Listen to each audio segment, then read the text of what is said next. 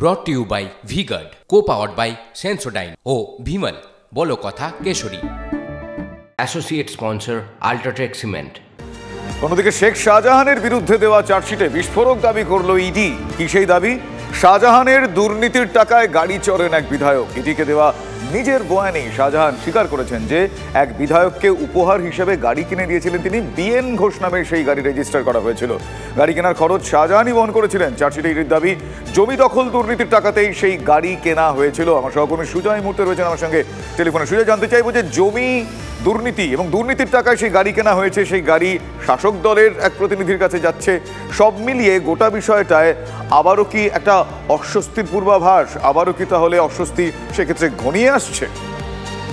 দেখো, সম্প্রতি শাহজাহান শেখের বিরুদ্ধে ইডি যে চার্জশিট দিয়েছে সেই চার্জশিটের 30 নম্বর পাতার পরে শাহজাহানের বয়ানকে উদ্ধৃত করেছে ইডি আধিকারিকরা এবং সেই বয়ানে শাহজাহান নিজে স্বীকার করছে যে তিনি একজন বিধায়ককে একটি দামি গাড়ি উপহার স্বরূপ দিয়েছিলেন এবং সেই গাড়ি কেনার যে খরচ সেই টাকাটাও তিনি বহন করেছিলেন এবং সেটা তার বয়ানে স্পষ্টতই উল্লেখ রয়েছে। তদন্তকারীরা মনে করছে যে এই যে টাকাটা গাড়ি কেনা বাবদ যে টাকাটা খরচ হয়েছে সেই টাকাটাও শাহজাহানের যে জমি দখল সংক্রান্ত দুর্নীতির মামলা তদন্ত করছে সেই দুর্নীতির টাকাতেই এই গাড়ি কিনে দেওয়া হয়েছিল।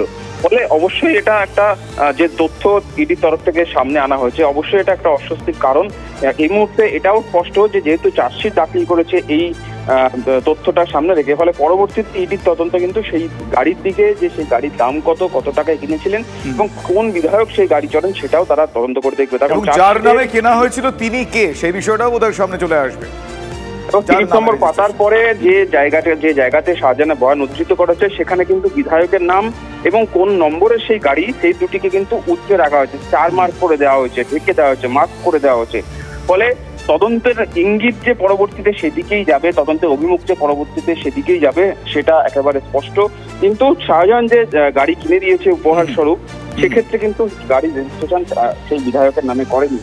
বিএন ঘোষ নামে এক ব্যক্তি, তার নামে গাড়ি রেজিস্ট্রেশন করা হয়েছিল। তদন্তকারীরা সেই বিএন ঘোষেরও খোঁজ করছেন যে কে সেই বিএন ঘোষ যার নামে এই গাড়ি রেজিস্টার করা হয়েছিল। ধন্যবাদ সুজয়, ধন্যবাদ। কথা বলছিলাম আমার সহকর্মী সুজয়ের সঙ্গে।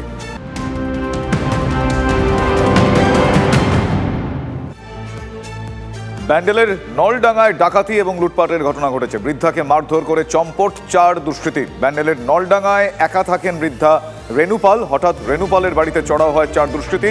বৃদ্ধার হাত পা বেঁধে গা থেকে সোনার গয়না খুলে নেয় তারা। আলমারি থেকে 35,000 টাকা নিয়ে চম্পট দেয় দুষ্কৃতীরা। ব্যাংকের তারপরে টাকা সব নিয়ে চলে গেছে। আর ওই ঘরে যা দেখছেন আলমারি।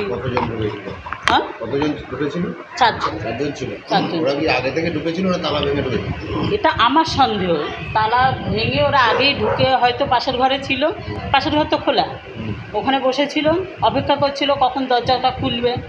দিদি খুলে বাথরুমে গেছে, এই যে বাথরুম থেকে বেরিয়ে ঘরে গিয়ে দেখছে খাটে সব বসে আছে। হ্যাঁ, আমি মারবি না, আমি চাবি দিচ্ছি, কানের দুলটা খুলতে পারছিল না, খুলে দিলাম। না, বাঁধিনি, জানলা ফান্না বন্ধ করে যাও, রাত্রে সব ঘুমাচ্ছে, জানে কেউ টের পাবে না, আওয়াজ করবে না। না, আওয়াজ করছি না, ওরা নেই, না বসি না, আমাকে শুয়ে দিয়েছি, শুয়ে থাকি না। আর একটা এখানে বসে হাতে রড ছিল, এরকম মোটামোটা এই সাইজের। হ্যাঁ, পিছনে দেখলাম গামছা দিয়ে এরকম গোল কি বাঁধা, কি আছে জানি না।